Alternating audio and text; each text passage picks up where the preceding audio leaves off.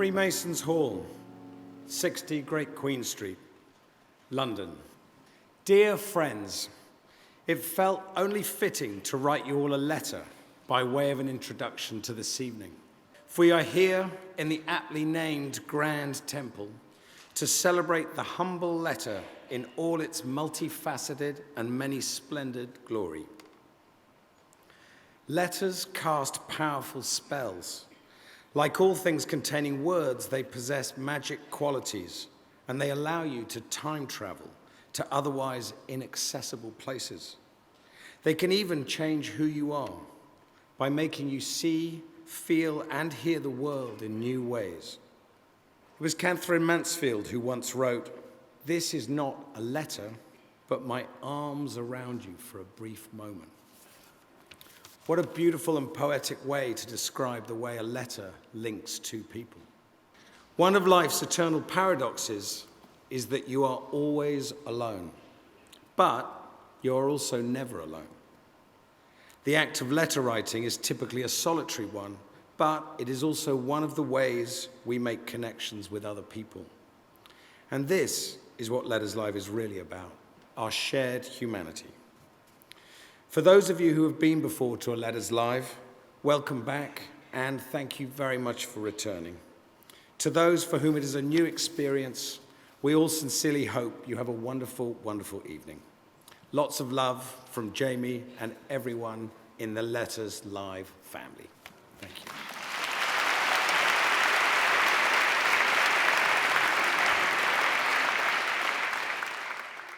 On March the 24th of 1958, millions of Elvis Presley fans began to panic when their idol was inducted into the US Army.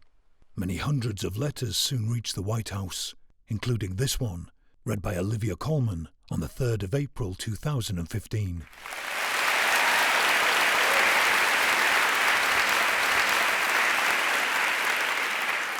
Firstly, my apologies for relocating Montana to the Deep South.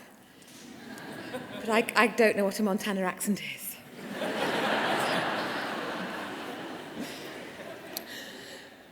Dear President Eisenhower, my girlfriends and I are writing all the way from Montana.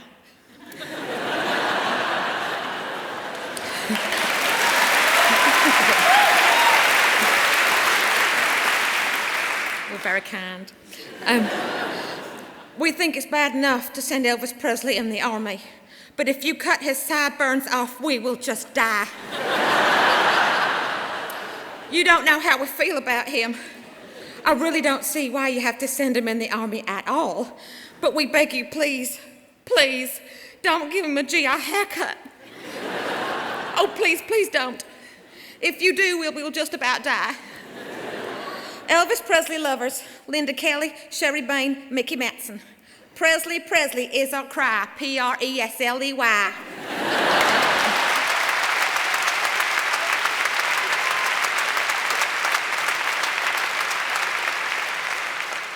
In 1932, displeased with the compensation offered by a New York insurance company, American comedian Fred Allen wrote a letter of complaint to the State of New York Insurance Department.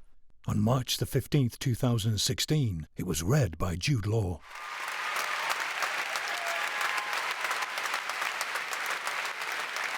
June 18th, 1932. Dear Sir, the soullessness of corporations is something to stun you. I am myself a victim. And instead of being a man of wealth and honor to the community, I am now a relic of humanity just from the hands of a surgeon who made an honest effort to restore me to the form in which I grew while reaching manhood's estate. Let me review my case. I carry an accident insurance policy in the New York Indemnity Company, by terms of which the company agreed to pay me $25 a week during such time as I was prevented from working because of an accident. I went around last Sunday morning to a new house that is being built for me. I climbed the stairs, or rather the ladder that is where the stairs will be when the house is finished. And on the top floor, I found a pile of bricks, which were not needed there. Feeling industrious, I decided to remove the bricks. In the elevator shaft, there was a rope and a pulley, and on one end of the rope was a barrel. I pulled the barrel up to the top after walking down the ladder and then fastened the rope firmly at the bottom of the shaft. Then I climbed the ladder again and filled the barrel with bricks. Down the ladder I climbed again, 5 floors, mind you, and untied the rope to let the barrel down. The barrel was heavier than I was. And before I had time to study over the proposition, I was going up the shaft with my speed increasing at every floor. I thought of letting go of the rope, but before I had decided to do so, I was so high it seemed more dangerous to let go than to hold on. So I held on. Halfway up the elevator shaft, I met the barrel of bricks. The encounter was brief and spirited. I got the worst of it, but continued on my way towards the roof. That is, most of me went on, but much of my epidermis clung to the barrel and returned to earth. And then I struck the roof the same time the barrel struck the cellar. The shock knocked the breath out of me and the bottom out of the barrel. So I was now heavier than the empty barrel. And I started down while the barrel started up. We met in the middle of the journey once more, and the barrel uppercut me, pounded my solar plexus, barked my shins, bruised my body, and skinned my face. When we became untangled, I resumed my downward journey, and the barrel went higher. I was soon at the bottom. I stopped so suddenly that I lost my presence of mind and let go of the rope. This released the barrel, which now at the top of the elevator shaft fell 5 floors and landed squarely on top of me. And it landed hard. Now, this is where the heartlessness of the New York Indemnity Company comes in. I have sustained 5 accidents in 2 minutes. 1 on my way up the shaft when I met the barrel of bricks, the 2nd when I met the roof, the 3rd when I was descending and I met the empty barrel, the 4th when I struck the barrel, and the 5th when the barrel struck me. The insurance man said it was 1 accident, not 5, and instead of me receiving payment for injuries at the rate of 5 times $25, I got $1.25 payment. I therefore enclose my policy and ask that you cancel the same, having made up my mind that henceforth I am no longer to be skinned by either barrel or insurance company. Yours sincerely, Fred Allen.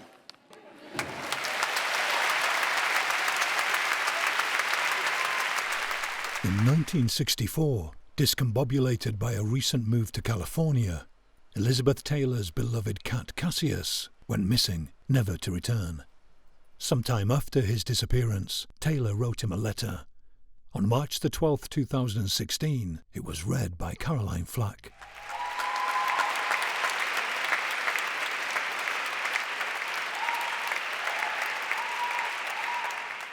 Letter to my lovely lost cat. I see you, my beauty boy, in the reflection of those shining black-brown rocks ahead of me. I see the green o' thine eyes in every rain, sweated leaf shaking in my eyes. I remember the sweet smell of your fur against my neck when I was deeply in trouble. And how, somehow, you made it better. You knew. You knew always when I hurt, and you made comfort for me, as I did once for you when you were a broken kitten. Anyway, I love you, Cassius, and thank you for your beauty. Please come back.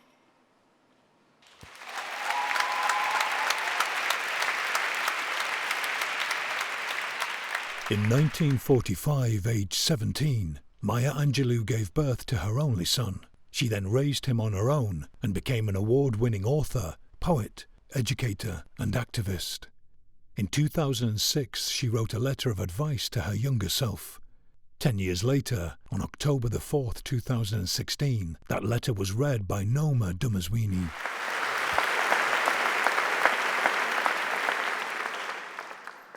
Dear Marguerite, you're itching to be on your own. You don't want anybody telling you what time you have to be in at night or how to raise your baby. You're going to have to leave your mother's big, comfortable house, and she won't stop you because she knows you too well. But listen to what she says. When you walk out of my door, don't let anybody raise you. You've been raised. You know right from wrong.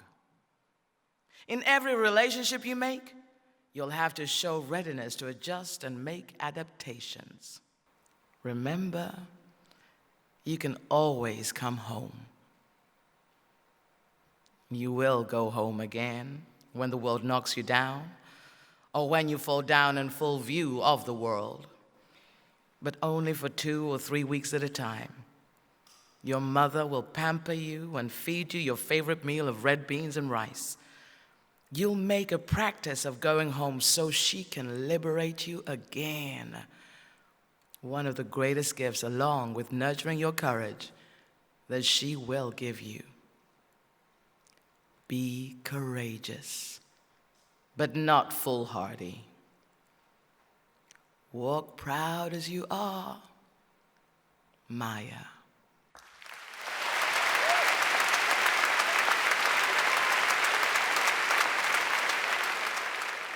In 1860, an 11-year-old girl named Grace Bedell wrote to future U.S. President Abraham Lincoln with a single suggestion.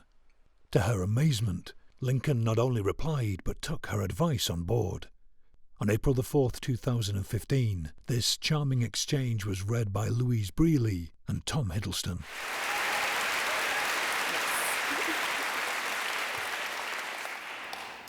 16th October, 1860. On A.B. Lincoln. Dear Sir, my father's just home from the fair and brought home your picture and Misty Hamlin's. I am a little girl, only 11 years old, but want you should be President of the United States very much, so I hope you won't think me very bold to write to such a great man as you are. Have you any little girls about as large as I am? If so, give them my love and tell her to write to me if you cannot answer this letter. I have got 4 brothers, and part of them will vote for you anyway, and if you let your whiskers grow, I will try and get the rest of them to vote for you. You would look a great deal better, for your face is so thin. All the ladies like whiskers, and they would tease their husbands to vote for you, and then you would be president. My father is going to vote for you, and if I was a man, I would vote for you. But I will try and get everyone to vote for you that I can think. That rail fence around your picture makes it look very pretty. I have got a little baby sister. She is 9 weeks old and just as cunning as can be. When you direct your letter, direct to Grace Bedell, Westfield County, New York. I must not write any more. Answer this letter right off. Goodbye, Grace Bedell.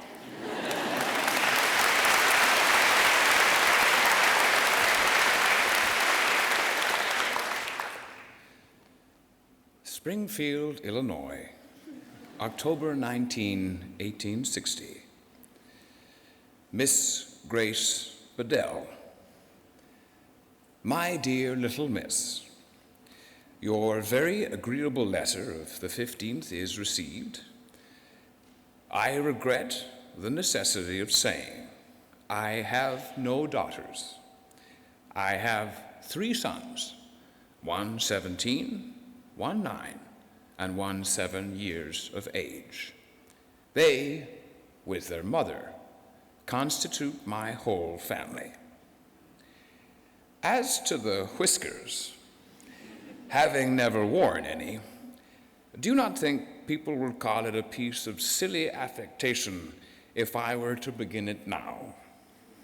Your very sincere well-wisher, A. Lincoln.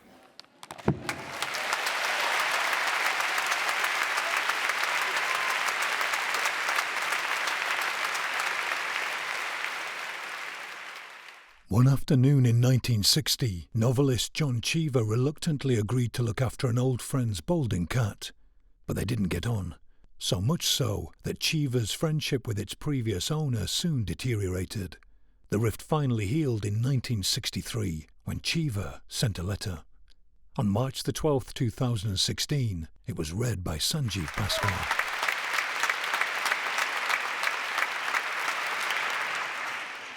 Dear Josie, it's been years since we had anything but the most sketchy communication. I've long since owed you an account of the destiny of your cat, and here we go. The cat, after your leaving him, seemed not certain of his character or his place, and we changed his name to Delmore, which immediately made him more vivid. The first sign of his vividness came when he dumped a load in a Kleenex box while I was suffering from a cold. During a paroxysm of sneezing, I grabbed for the Kleenex. I shall not overlook my own failures in this tale, but when I got the cat poop off my face and the ceiling, I took Delmore to the kitchen door and drop-kicked him into the clothes yard. This was an intolerable cruelty, and I have not yet been forgiven. He is not a forgiving cat. The next eventfulness came on Thanksgiving.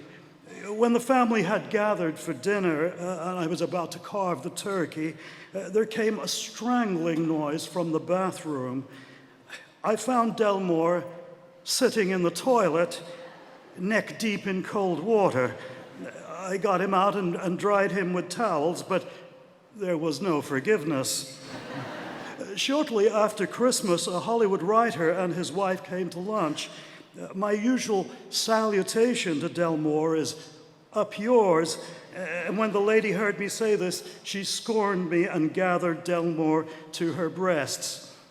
Delmore, in a flash, started to unscrew her right eyeball, and the lady, trying to separate herself from Delmore, lost a big piece of an Italian dress she was wearing, which Mary said cost $250. This was not held against Delmore, and a few days later, when we had a skating party, I urged Delmore to come to the pond with us. He seemed pleased and frisked along like a family-loving cat, but at that moment, a little wind came from the northeast and spilled the snow off a hemlock onto Delmore. He gave me a dirty look, went back to the house, and dumped another load in the Kleenex box. This time he got the cleaning woman, and they remain unfriendly. This is not meant to be a rancorous account. Delmore contributes a dynamic to all our relationships. People who dislike me go directly to his side, and he is thus a peacemaker. He loves to play with toilet paper. He does not like catnip mice. He does not kill songbirds. In the spring, the rabbits chase him around the lawn, but they leave after the lettuce has been eaten, and he has the terrace pretty much to himself. He is very fat these days, and his step sounds more like that of a barefoot middle-aged man on his way to the toilet than the settling in of a winter fog. But he has his role, and we all respect it. And here endeth my report on Delmore the cat. Best, John.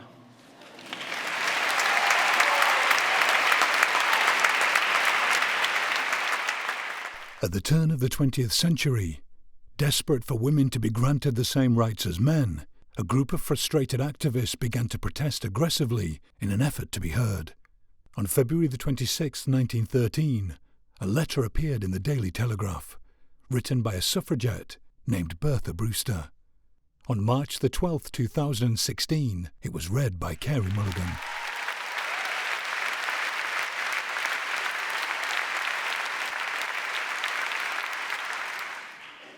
Sir, everyone seems to agree upon the necessity of putting a stop to suffragist outrages, but no one seems certain how to do so. There are two, and only two, ways in which this can be done. Both will be effectual. One, kill every woman in the United Kingdom. Two, give women the vote. Yours truly, Bertha Brewster.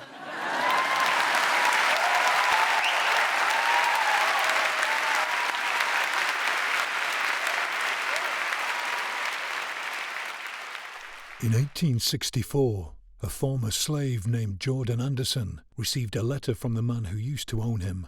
in which he was asked to return to work on the plantation. Anderson responded with the letter you will now hear.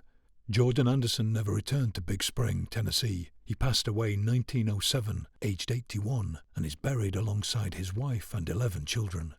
Read for us by Clarke Peters on April the 2nd, 2015.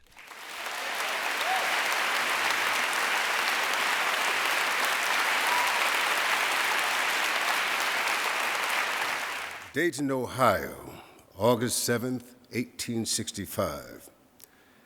To my old master, Colonel P.H. Anderson, Big Spring, Tennessee.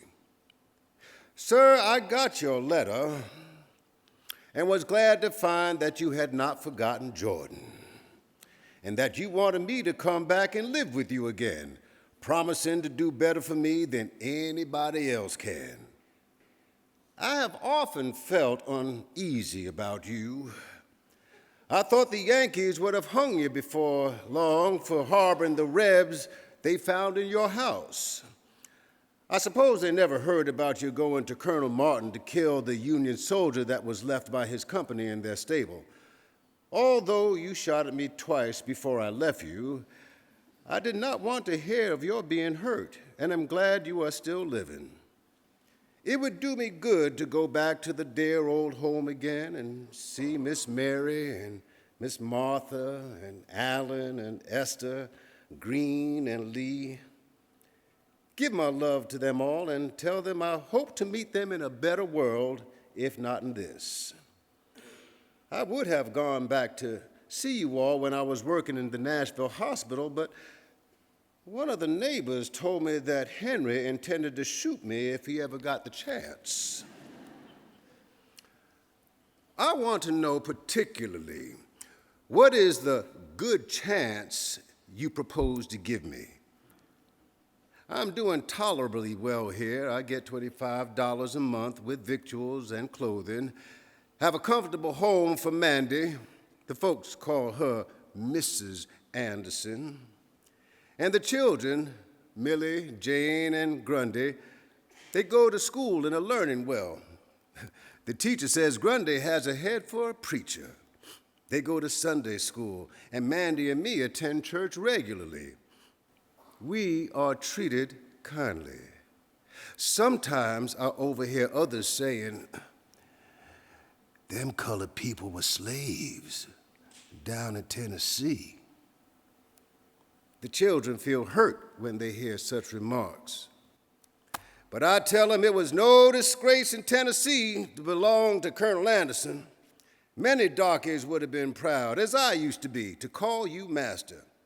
Now, if you will write and say what wages you will give me, I will be better able to decide whether it would be to my advantage to move back again. As to my freedom, which you say I can have, there's nothing to be gained on that score, as I got my free papers in 1864 from the Provost Marshal General of the Department of Nashville. Mandy says she would be afraid to go back without some proof that you were disposed to treat us justly and kindly.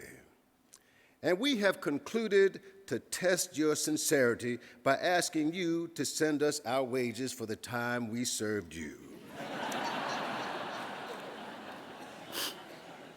This will make us forget and forgive old scores and rely on your justice and friendship in the future. I served you faithfully for 32 years, Mandy 20 years. At $25 a month for me and $2 a week for Mandy, our earnings would amount to $11,680. Add to this the interest for the time our wages had been kept back, and deduct what you paid for clothing, 3 doctor's visits to me, and pulling a tooth for Mandy. The balance will show what we are in justice entitled to. Please send the money by Adams Express in care of V. Winters, Esquire, Dayton, Ohio. If you fail to pay us for faithful labors in the past, we have little faith in your promises in the future. We trust the good Maker has opened your eyes to the wrongs which you and your fathers have done to me and my fathers, in making us toil for you generations without recompense. Here I draw wages every Saturday night, but in Tennessee, there was never a payday for the Negroes any more than for the horses and cows. Surely there will be a day of reckoning for those who defraud the laborer of his hire. In answering this letter, please state if there would be any safety for my Millie and Jane, who are now grown up and both good-looking girls. You know how it was with poor Matilda and Catherine. I would rather stay here and starve and die, if it come to that, than have my girls brought to shame by violence and wickedness of their young masters. You will be pleased to state if there has been any schools open for the colored children in your neighborhood. The greatest desire in my life now is to give my children an education and have them form virtuous habits. Say howdy to George Carter and thank him for taking the pistol from you when you were shooting at me. From your old servant, Jordan Anderson.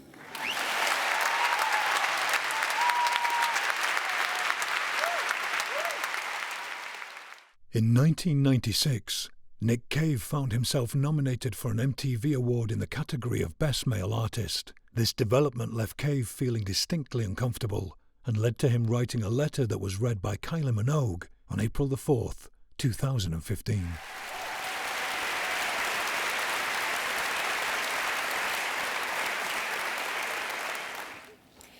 21st October 1996. To all those at MTV, I would like to start by thanking you all for the support you've given me over recent years, and I am both grateful and flattered by the nominations that I have received for Best Male Artist. The airplay given to both the Kylie Minogue and PJ Harvey duets from my latest album, Murder Ballads, has not gone unnoticed and has been greatly appreciated. So again, my sincere thanks. Having said that, I feel that it's necessary for me to request that my nomination for Best Male Artist be withdrawn, and furthermore, any awards or nominations for such awards that may arise in later years be presented to those who feel more comfortable with the competitive nature of these award ceremonies. I myself do not. I've always been of the opinion that my music is unique and individual and exists beyond the realms inhabited by those who would reduce things to mere measuring. I am in competition with no one. My relationship with my muse is a delicate one at the best of times, and I feel that it is my duty to protect her from influences that may offend her fragile nature. She comes to me with the gift of song, and in return, I treat her with the respect I feel she deserves. In this case, this means not subjecting her to the indignities of judgment and competition. My muse is not a horse, and I am in no horse race. And if indeed she was, still I would not harness her to this tumbril, this bloody cart of severed heads and glittering prizes. My muse may spook, may bolt, may abandon me completely. So again, to the people at MTV, I appreciate the zeal and energy that was put behind my last record. I truly do, and say thank you, and again I say thank you, but no thank you. Yours sincerely, Nick Cave.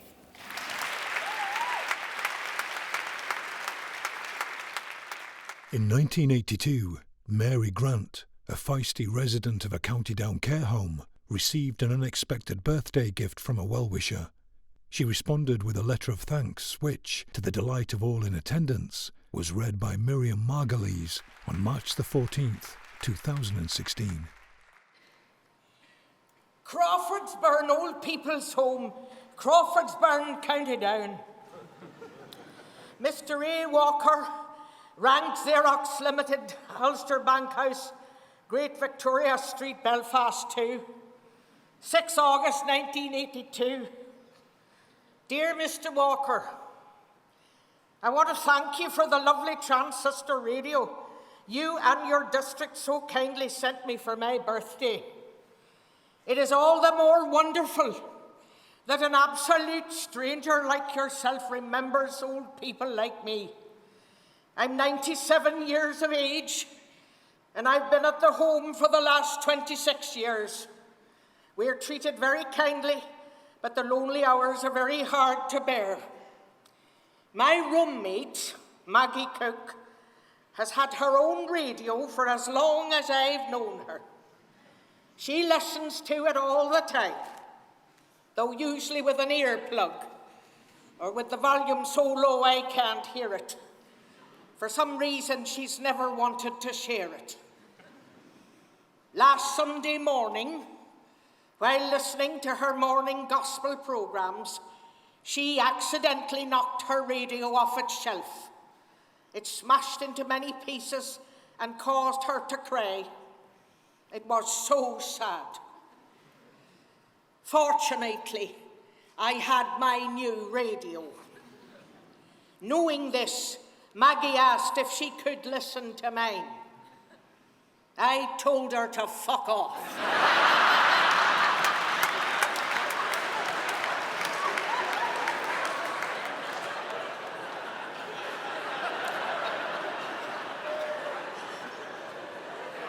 God bless you. Sincerely, Mary Grant.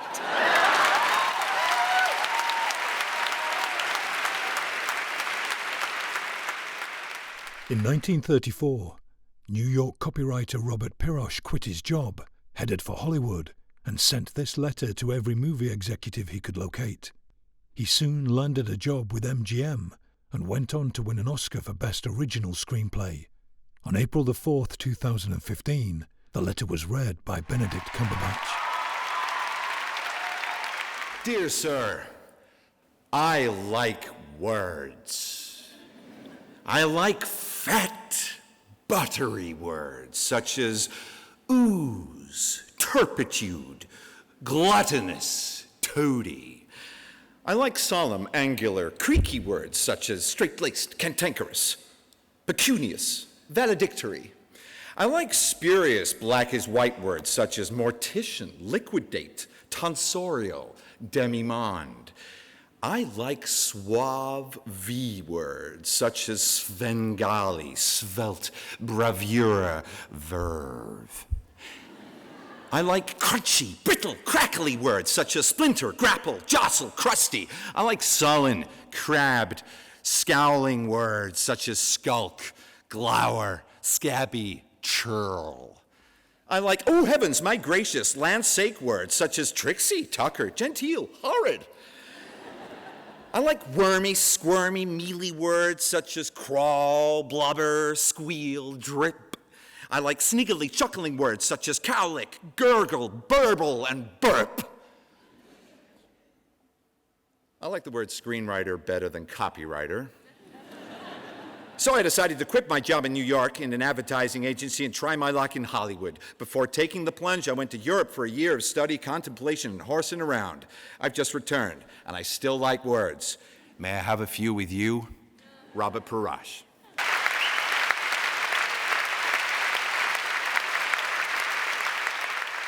In 2012, after being imprisoned by the Assad regime, Hassan Akkad fled his home and teaching job in Damascus, Syria, and over the course of 87 days, crossed 10 countries to reach the UK, almost drowning when a boat from Turkey to Lesvos sank. On March the 11th, 2016, he joined us on behalf of Help Refugees to read a letter written by Hussein, a fellow refugee living in the Calais jungle.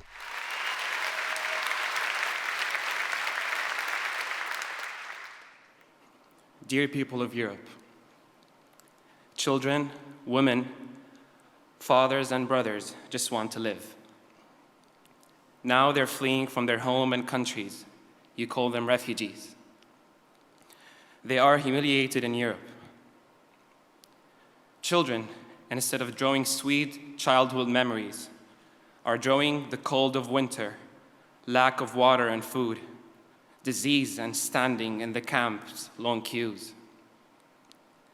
This will put the history of the 21st century to shame. In the center of Europe, cities with a population of 7,000 to 8,000 people have been created for refugees with cold nights and dangerous, lawless, and hopeless, tiring, hungry days. Death is just a step away from refugees. Sometimes food is brought in via charities and people with hearts of gold, but unfortunately, it's not enough.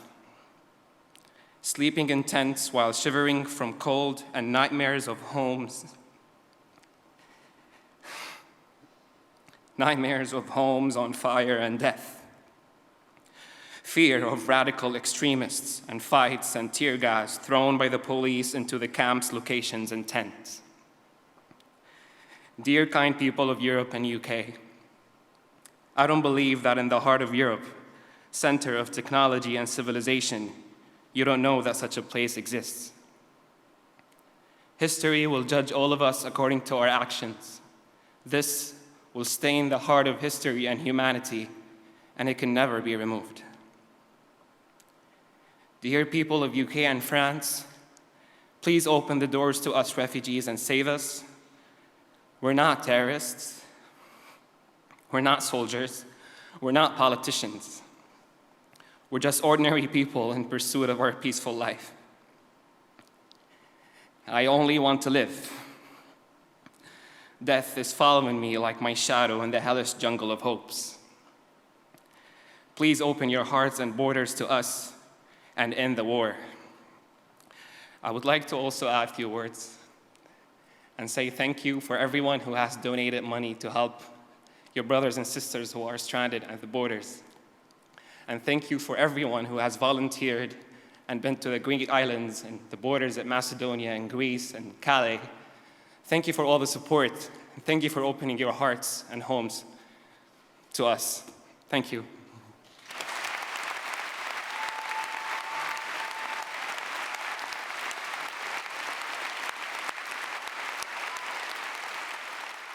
On March the 15th, 2016, Benjamin Clementine closed the show with his song, Bothering Heights.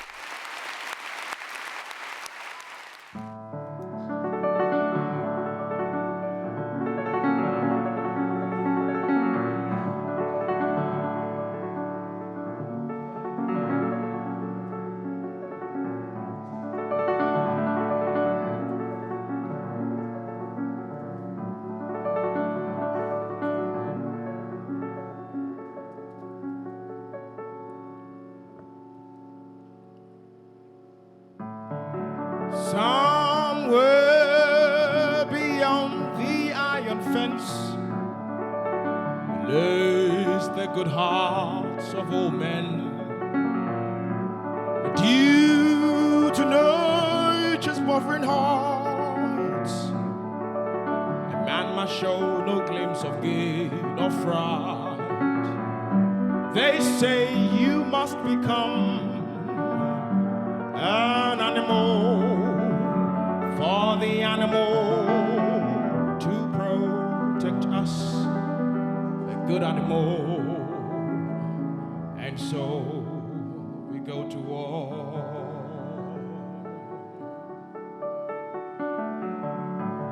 I do agree a deal of men are purely evil,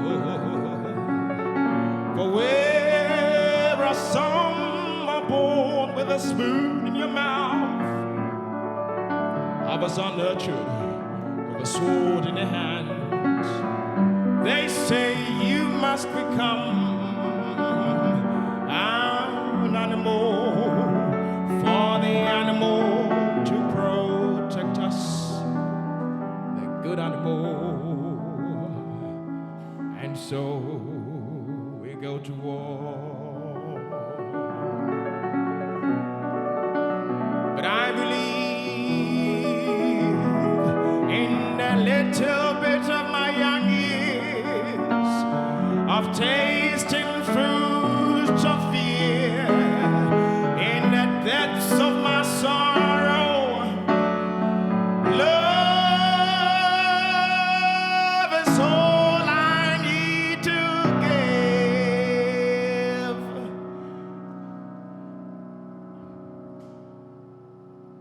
Although